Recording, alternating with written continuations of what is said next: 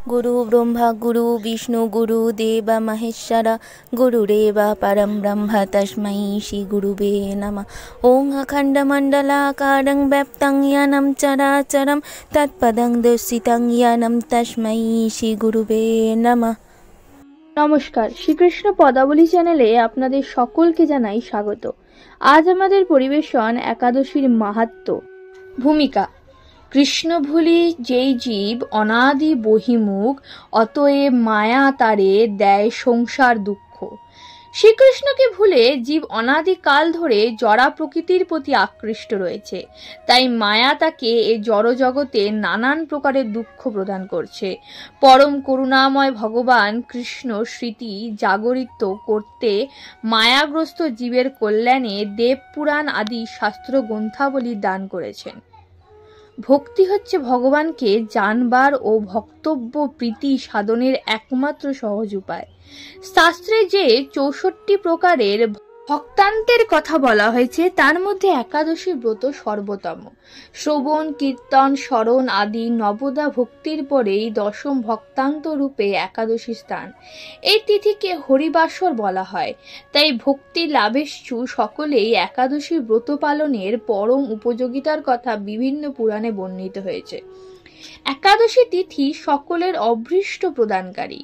এই ব্রত পালনে সমস্ত প্রকারে পাপ বিনষ্ট, সর্ব সৌভাগ্য ও শ্রীকৃষ্ণের প্রতি বিধান হয়। নারী পুরুষ নির্বিশেষে 8 থেকে 80 বছর পর্যন্ত যে কোনো ব্যক্তি ভক্তি সহকারে পবিত্র একাদশী ব্রত পালন করার কর্তব্য। সংকটজনক অবস্থা বা জনম মৃত্যুর অশৌচে কখনো একাদশীর পরিত্যাগ করতে নেই। একাদশীতে শ্রাদ্ধ উপস্থিত হলে সেই দিন না করে দ্বাদশীতে শ্রাদ্ধ করা উচিত। শুধু বৈষ্ণবরাই নয়, শিবের উপাসক, সূর্য চন্দ্র ইন্দ্রাদি যে কোনো দেব উপাসক সকলেরই কর্তব্য একাদশীর ব্রত পালন করা। দুর্লভ মানব জীবন লাভ করেও এই ব্রত অনুষ্ঠান না করলে বহু দুঃখ কষ্টে 84 লক্ষ ইয়োনি ভ্রমণ করতে হয়। অহংকার বশত একাদশী ব্রত ত্যাগ করলে অশেষ যম যন্ত্রণা ভোগ করতে হয়। যে ব্যক্তি এই ব্রতকে তুচ্ছ জ্ঞান করে, জীবিত হয়েও সে মৃতের সমান। কেউ যদি বলে একাদশী পালনের দরকারটা কি, সে নিশ্চয়ই কুম্ভীপাক নরকের যাত্রী। যারা একাদশী পালনে নিষেধাজ্ঞা জারি করে, শনির কোপে তারা বিনষ্ট হয়। একাদশীকে উপেক্ষা করে তীর্থস্থান আদি অন্য ব্রত পালনকারীর অবস্থা গাছের গোড়া কেটে পাতায় জল দানের মতো। একাদশীর বাদ দিয়ে যারা দেহ ধর্মে অধিক আগ্রহ দেখায়, ধর্মের নামে পাপ রাশিতে তাদের উদর পূর্ণ হয়। কলহ বিবাদের কারণেও একাদশীর দিনে উপবাস করলে অজ্ঞাত সুকৃতি সঞ্চিত হয়। পূর্ণ প্রদায়িনী সর্বশ্রেষ্ঠ এই ব্রত শ্রীহরির অতি প্রিয়। একাদশী ব্রত পালনে যে ফল লাভ হয়, অশ্বমেধ, রাজসূহ ও বাজপেয় যজ্ঞ দ্বারাও তা হয় না। দেবরাজ ইন্দ্র যথাবিধি একাদশী পালনকারীকে সম্মান করেন। একাদশীর ব্রতেতে ভাগবত শ্রবণে পৃথিবীর দানের ফল লাভ হয়। অনাহারে যে হরিনাম হরিকথা রাত্রি জাগরণে একাদশী পালন করা কর্তব্য। কেউ যদি একাদশীর ব্রতে শুধু উপবাস করে, তাতে বহু ফল পাওয়া যায়। শুদ্ধ ভক্তেরা এই দিন একাদশ ইন্দ্রিয়কে শ্রীকৃষ্ণকে সমর্পণ করেন। একাদশীতে শস্য মধ্য সমস্ত পাপ অবস্থান করে, তাই চাল ডাল আটা ময়দা সুজি সরিষা আদি জাতীয় খাদ্যদ্রব্য একাদশীর দিনে বর্জন করা উচিত।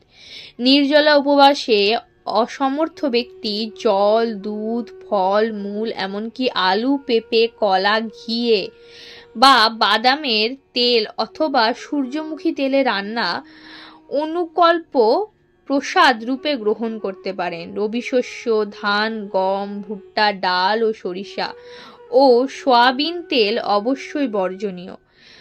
দশমী বিদ্যা একাদশীর দিন বাদ দিয়ে দ্বাদশী বিদ্যা একাদশী ব্রত পালন করতে হয়। একাদশীতে সূর্যোদয়ের পূর্বে বা সূর্যোদয় কালে 1 ঘন্টা 36 মিনিটের মধ্যে যদি দশমী স্পর্শ হয় তাতে দশমী বিদ্যা বলে জেনে পরের দিন একাদশীর ব্রত পালন করতে হয়। মহাদ্বাদশীর আগমনের হলে একাদশীর উপবাস ব্রতটি মহাদ্বাদশীতেই করতে হয়। একাদশীর ব্রত করে পরের দিন উপযুক্ত সময় শস্য জাতীয় প্রসাদ গ্রহণ করে পালন করতে হয়।